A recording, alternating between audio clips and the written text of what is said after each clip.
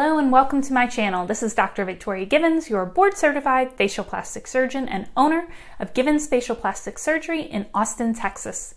Today, I am talking all about how the nose should look, so stay tuned to find out everything you need to know. And don't forget to hit that subscribe button and like below. Let's get going. All right, so here we go with the topic of the day, the perfect nose. Let's start with the question. Is there a set standard of beauty guideline for how the nose should look? Meaning, what is the ideal nasal shape that everyone would agree is perfection? Well, that was a trick question because there isn't one, plain and simple. Actually, if you look across time, ethnicities, and cultures, there are varying standards of beauty when it comes to the picture-perfect nose.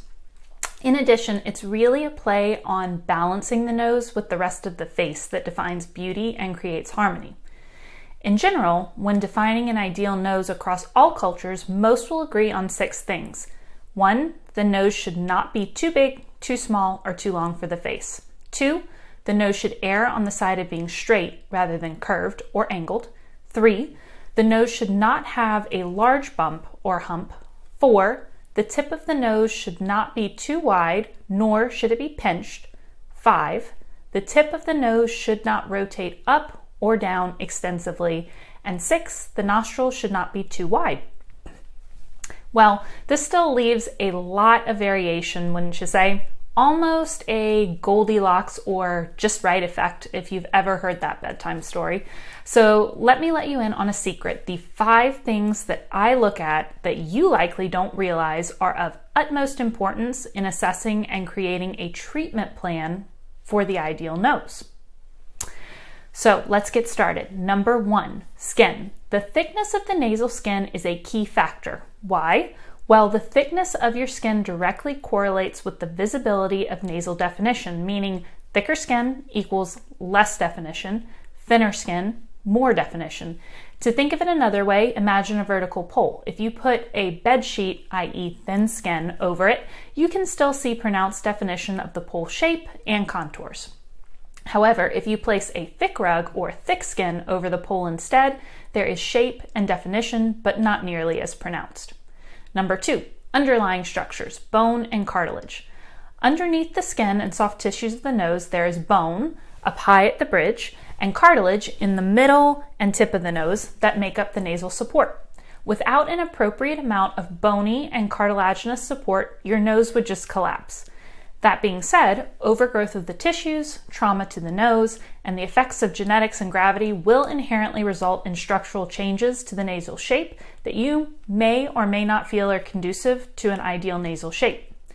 Unfortunately, these changes cannot be reversed without treatment and may actually continue to progress over time. Number 3, cultural standards of beauty.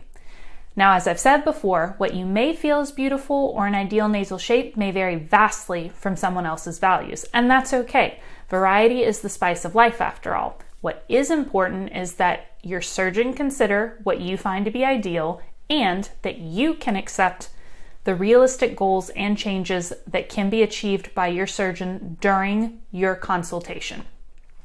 Number 4, the chin. The chin is a major player when assessing the nose. You see, a weak or retrusive, that means small, chin can make a nose appear really big or long, and it's important to assess chin proportion in relation to the nose if we desire to create complete facial balance and harmony. And number 5, breathing.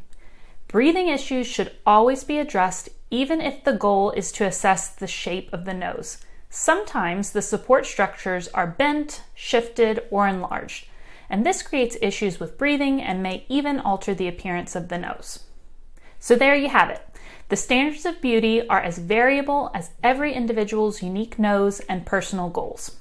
As such, it's important to have a full assessment in order to determine the underlying cause of breathing issues or alter the nasal appearance.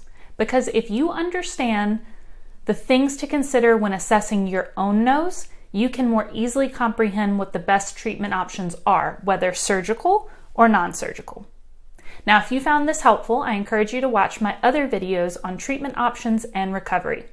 And as always, we know that personal transformation is one of life's most meaningful journeys, and Given's facial plastic surgery offers a comprehensive, customized approach designed to reveal unrivaled yet natural aesthetic results for those who refuse to settle for anything less than the very best. Thank you for watching. You can find all of my office's contact information and social media platforms below this video on my channel. Don't forget to subscribe, and I'll see you soon.